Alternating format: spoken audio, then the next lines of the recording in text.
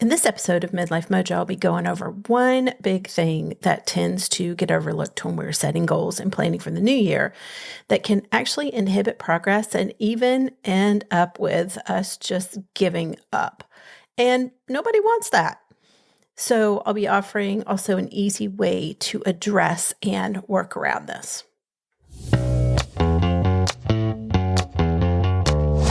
Welcome to Midlife Mojo, the podcast all about how to be fit and flourish in your 50s, with me, your host with over 25 years of experience in the health, fitness, and wellness industry, Lisa DuPree. We'll be talking about all the things that support living life to the fullest. Let's dive in.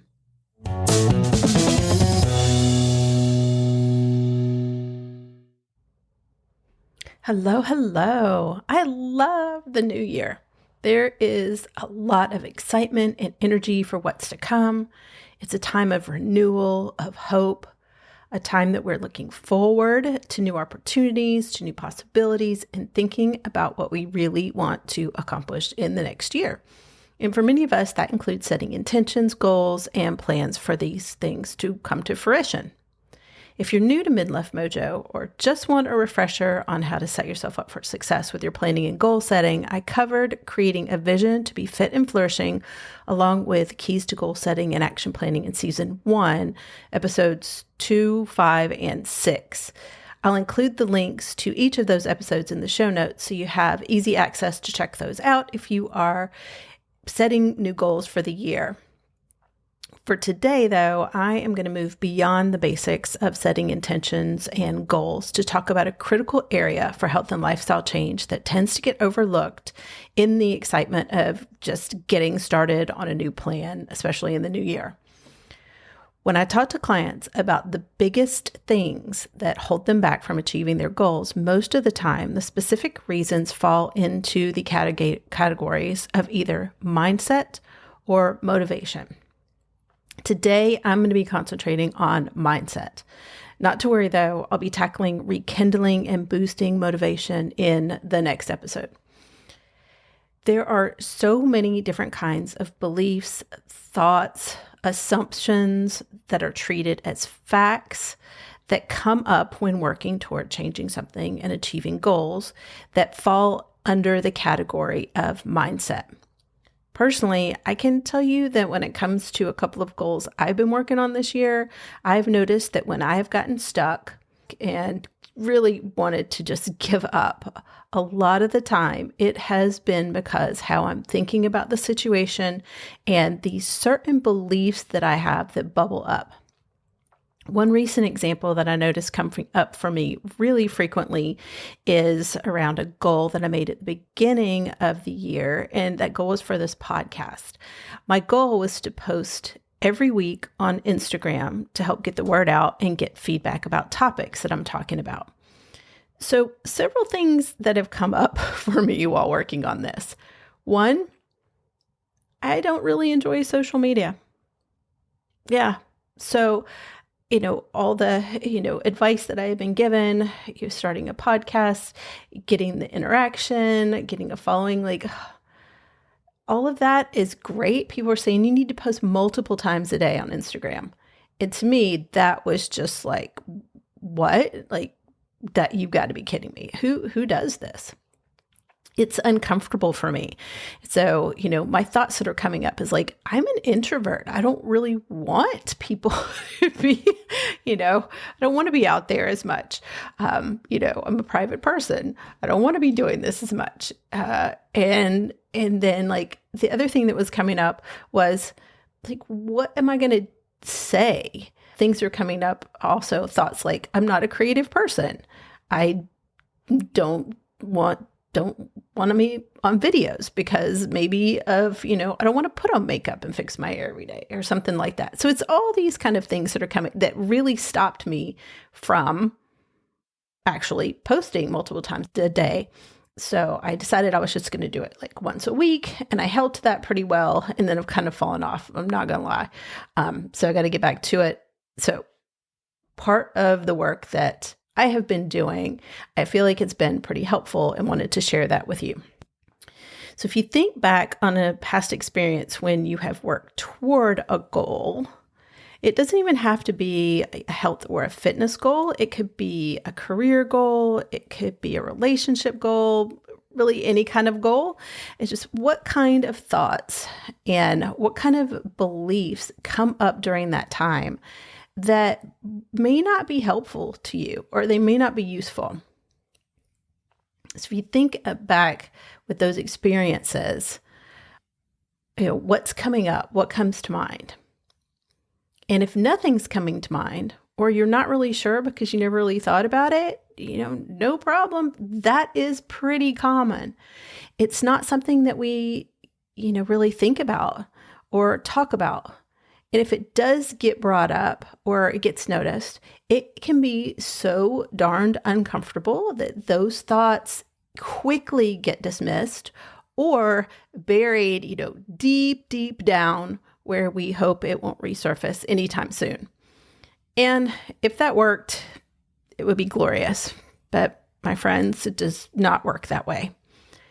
Those thoughts, beliefs, preconceived notions are related to your deeply held values, your experiences, how you view the world, and end up strongly influences your choices and your actions. They are the kind of things that you want to identify and acknowledge when they bubble up to the surface.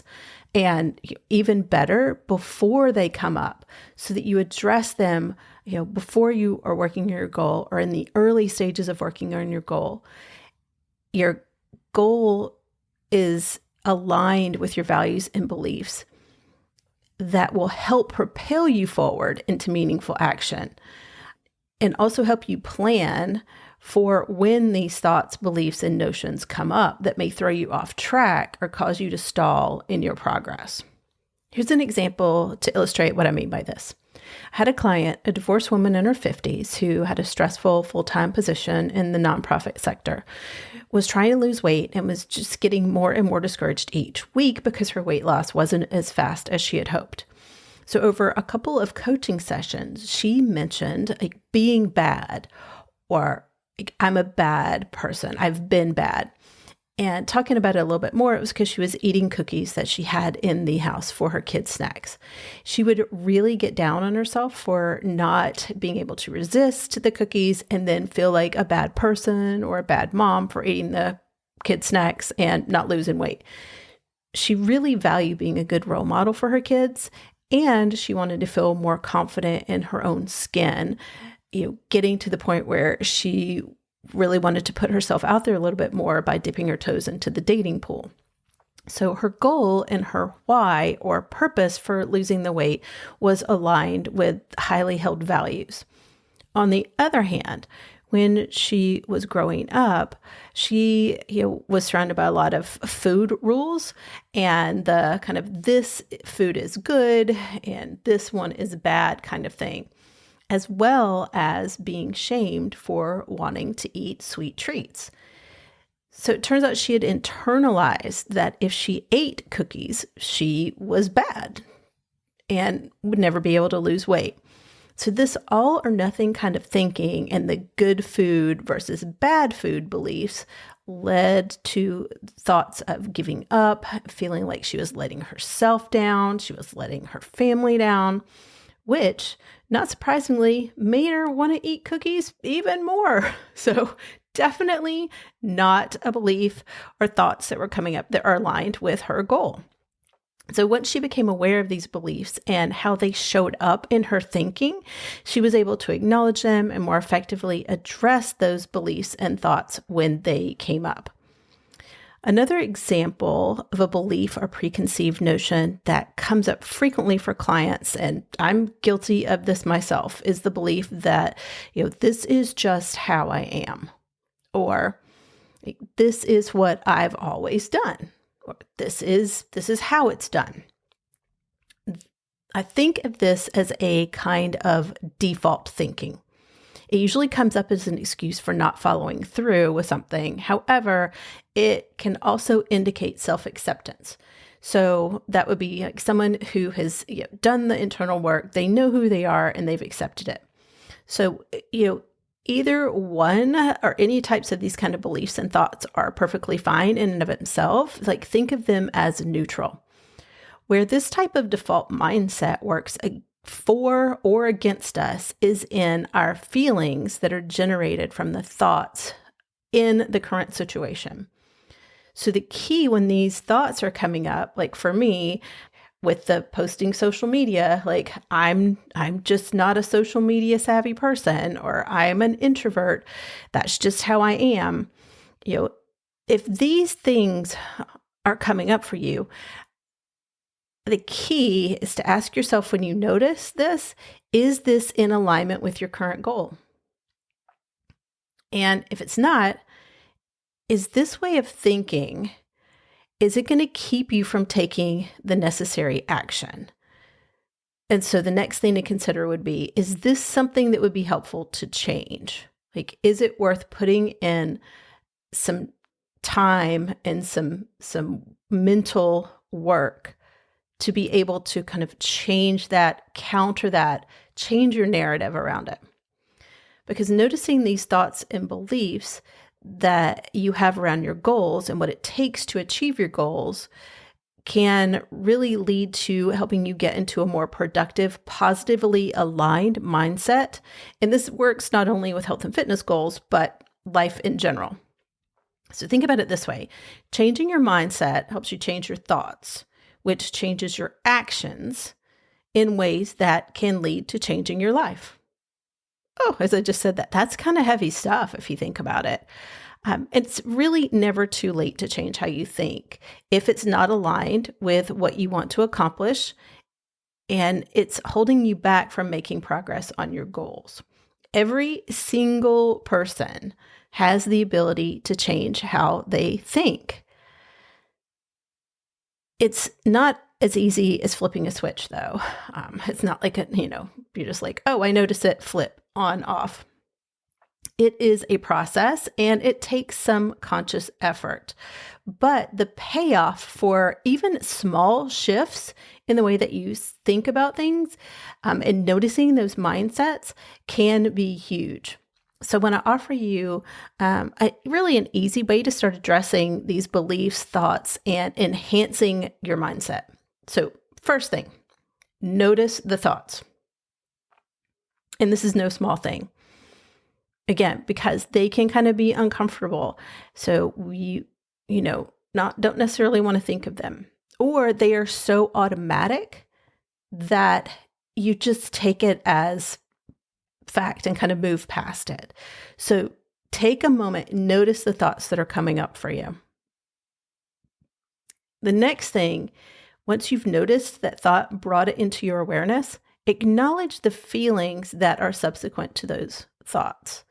Often we dismiss or avoid the feelings instead of acknowledging them, because sometimes it can be really uncomfortable, especially when it is not aligned with your goals and you're kind of using that as, an excuse or a reason for not going forward. And there can be that shame about that.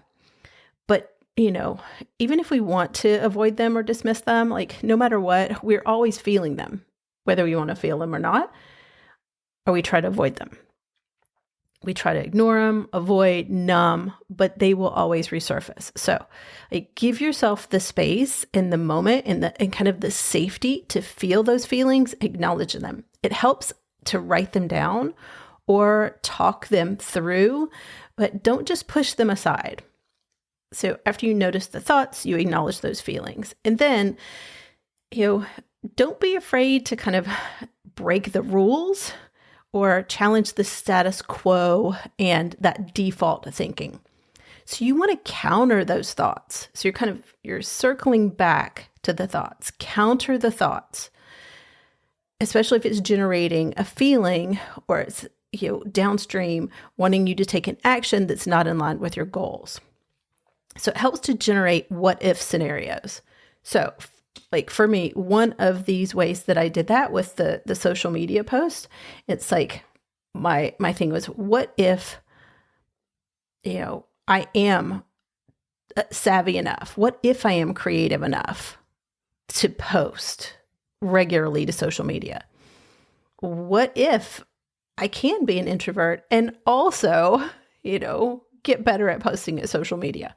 So those are kind of like the what if. You're not saying that it is true. You're just you're trying to open yourself up to the possibilities.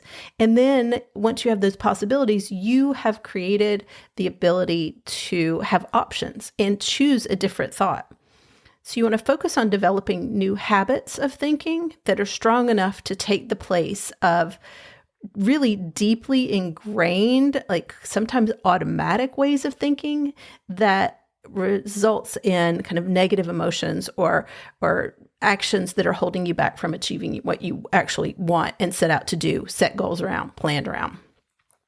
And so finally, all this really comes down to is building your belief in your ability. So that is something that no one can do but you. And it does take a little bit of time. It doesn't happen instantly because these things, again, they have built up over time. So, but it can be, you can kind of nudge it in a different direction. So noticing when those things come to the surface, acknowledging it, and then moving on, encountering it with things that you've already achieved or looking at it from a different perspective. It helps for me sometimes to imagine what I would say to somebody if they were in my situation and they had that same beliefs. What kind of questions would I ask them? How would I encourage curiosity and exploration around that? And then kind of what counter it? And then affirm your ability. Praise yourself. You really deserve it. So I hope this has been helpful. If you are interested in getting additional support to achieve your goals, I do have a couple of spots opening up in January for private one-on-one coaching. So visit lisadupreecoaching.com/services to see different coaching options and have access to the contact links to contact me, or you can complete the application for a free strategy session at lisadupreecoaching.com/getcoached. And links will also be in the show notes. Thank you for listening. Bye for now.